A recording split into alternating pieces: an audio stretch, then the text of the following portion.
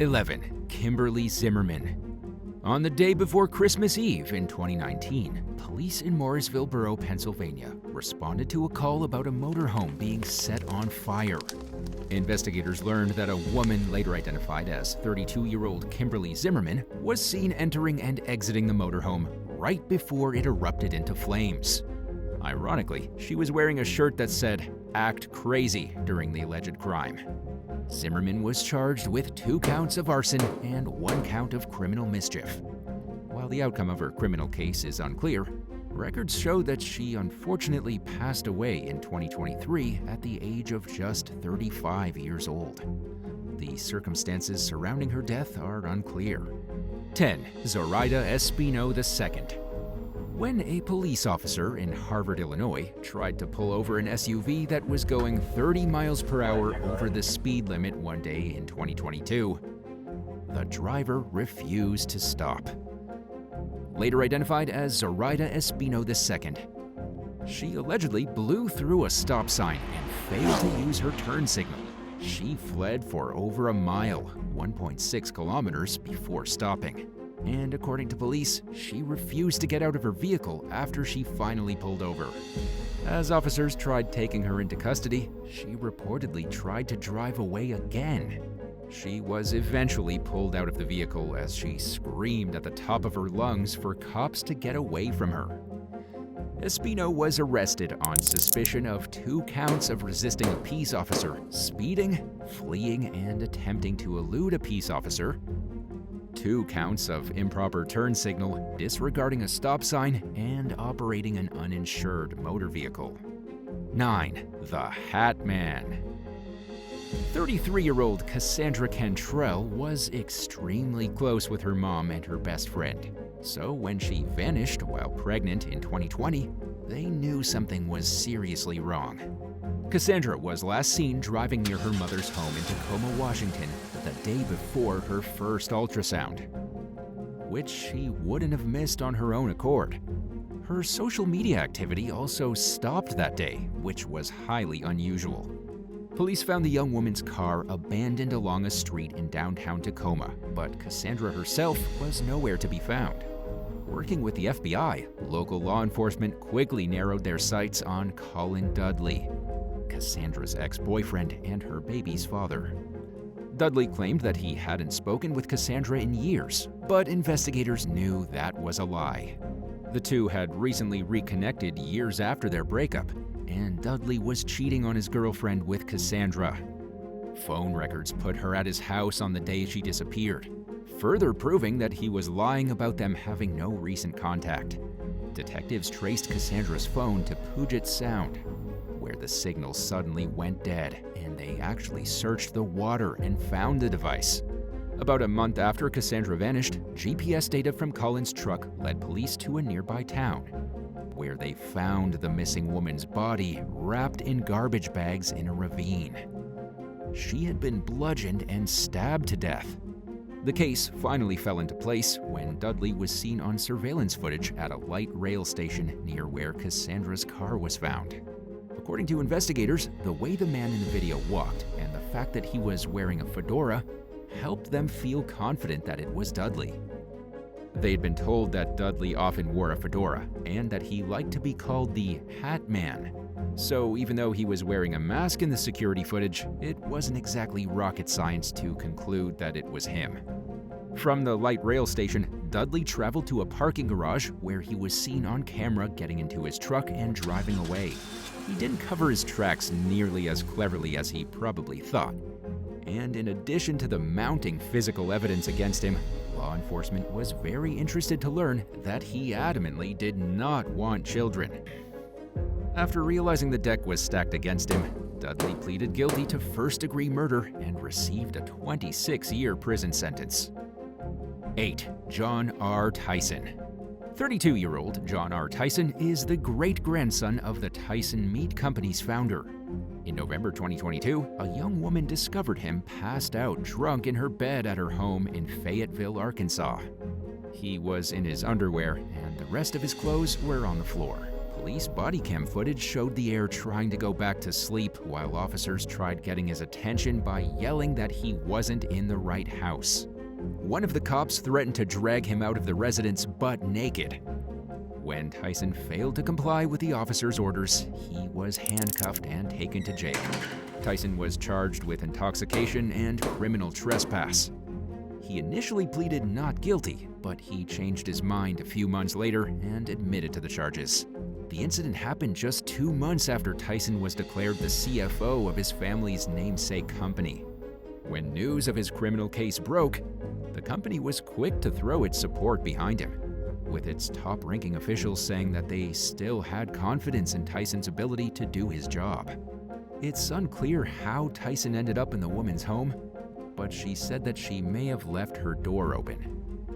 7. Kenneth White. In 2016, the so-called Mannequin Challenge went viral. It seemed like everyone wanted to participate. A video that was recorded in Huntsville, Alabama, appeared to show a group of 22 people reenacting a drive-by shooting. Naturally, this attracted the attention of law enforcement, who began investigating after they saw the footage on social media and counted at least 19 guns in the video. The police were able to obtain a search warrant for the property in the video as a result of their findings. Local authorities and the Federal Bureau of Alcohol, Tobacco, Firearms, and Explosives carried out a raid on the home during the early morning hours. They found evidence of an illegal marijuana trafficking operation, along with multiple firearms, including 2 handguns, an assault rifle, and a single-barrel shotgun. The search team also uncovered a tactical vest and a large amount of ammunition. 49-year-old Kenneth White was charged with first-degree marijuana possession and being a prohibited person in possession of a firearm. He wasn't supposed to have a gun because he was a convicted felon, but the video made it easy to see that he was most likely violating that rule. Another suspect, 23-year-old Tyrie Brown, was charged with possession of drug paraphernalia and loitering. He was hit with an additional count of promoting prison contraband after being caught with marijuana while being booked into jail. 6. Eric Rivers. Eric Rivers was allegedly in the middle of a bank robbery spree in Lawrenceville, Georgia in 2017 when he stopped to give a news interview in an unrelated story about public transportation. According to police, he had just finished robbing a bank and was in the process of casing more banks when a reporter from WGCL-TV asked if he could interview him. He agreed, and he didn't appear to think twice about providing his real name. The manager of the Chase Bank that had just been robbed told law enforcement that they had just seen the suspect exit the building and walk toward the news van. Before going on TV, he removed the hat and do-rag that he had used to conceal his identity during the crime. After the 40-minute interview, Rivers allegedly went to a nearby Chase Bank and hung out in the lobby for about a half hour before slipping a handwritten note to a teller demanding money. Police detective Scott Pendergrass said that he believed the news reporter caught Rivers off guard. Authorities arrested Rivers after obtaining his name from the station and his license plate number from a vigilant onlooker who thought quickly enough to snap a photo. According to investigators, Rivers was only successful in 2 out of the 5 holdups he attempted to commit. He was charged accordingly with 2 counts of robbery. 5. Whitney Beal. During a night-out bar hopping in downtown Lakeland, Florida in October 2015, 23-year-old Whitney Beal live-streamed her activities on the Periscope app. At the end of the night, she openly admitted that she was about to get behind the wheel drunk. At least 2 of the 57 or more people who were watching Beal's video dialed 911 to report that she was driving while intoxicated. The callers explained to dispatchers how they could use the app to track the young woman's whereabouts. By the time police caught up with Beal, she was driving with a flat tire. She struck a curb right in front of responding officers, and it was obvious that she was drunk. According to Sergeant Gary Gross, who responded to the scene, Beal failed field sobriety tests and was taken to jail. She ended up pleading no contest to DUI and managed to avoid prison time, but was still punished. In addition to losing her license for 6 months and having her vehicle impounded for 10 days, Beal was sentenced to a year of probation and 150 hours of community service. She was also ordered to attend a Mothers Against Drunk Driving impact panel, was banned from going to bars, and was required to undergo an alcohol abuse evaluation and any recommended treatment. 4. Michael Anthony Fuller. 53-year-old Michael Anthony Fuller was shopping at a Walmart in Lexington, North Carolina in November 2011 when he allegedly tried to pay for $476 worth of merchandise with a counterfeit $1 million bill. According to police, Fuller insisted that the bill was real while passing through the checkout line with a microwave, a vacuum cleaner, and other merchandise. The employee called the police, and he was charged with 1 felony count each of attempting to obtain property by false pretense and uttering a forged instrument. In their warrant, police made sure to write that there's no such thing as a $1 million bill. There used to be $500, $1,000, $5,000, and $10,000 bills in circulation, but the government stopped using them in 1969 because they weren't very popular. And there was certainly no such thing as a $1 million note. Fuller was initially held on $17,500 bond. During his time in custody, he was hit with additional charges, including 2 counts of felony malicious conduct by a prisoner and a misdemeanor charge of assault on a government officer. In early 2012, prosecutors decided to drop the charges relating to the $1 million bill, citing issues revolving around the question of Fuller's competency. The state also said that it was best to drop the case in the interest of justice, but declined to elaborate on exactly what they meant. 3. Christopher Wallace. Authorities in Somerset County, Maine, had been searching for 24-year-old Christopher Wallace for several weeks in early 2015, when they appealed to the public for help locating the fugitive. Wallace was wanted in connection with a recent burglary, and when he found out that law enforcement was looking for him, he got a cocky attitude. Several people phoned in tips that Wallace had made a Snapchat post saying that he was at his home in Fairfield, prompting deputies to pay a visit to the residence. While the cops were searching the property, several more people called to let the authorities know that Wallace had made another Snapchat post about how he was hiding in a cabinet inside the house. It wasn't long after that before deputies saw Wallace's feet sticking out from beneath his hiding place and took him into custody. He was taken into custody, and a 20-year-old woman named Erica Hall was arrested on suspicion of hindering apprehension.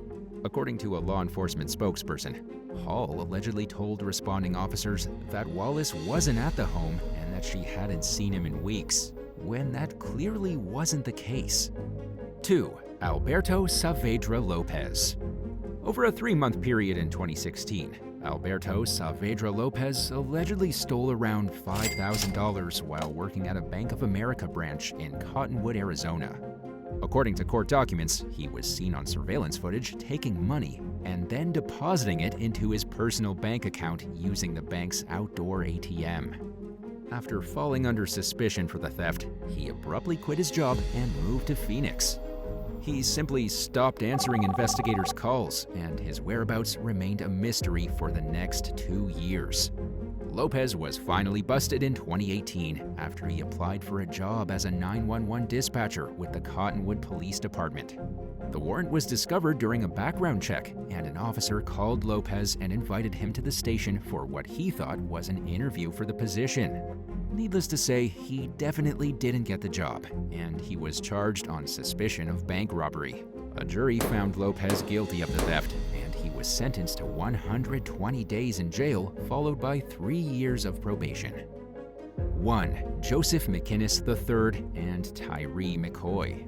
2 young men in Woodlawn, Maryland, picked the absolute worst place to commit a robbery in 2017 when they targeted a pub that was hosting a police officer's retirement party. The suspects, 22-year-old Tyrie McCoy and 21-year-old Joseph McKinnis III, allegedly attempted to rob an employee at gunpoint. Knowing that the back room was overflowing with cops who were celebrating the end of Baltimore County Sergeant David Neal's career, the worker quickly alerted the partygoers to what was happening.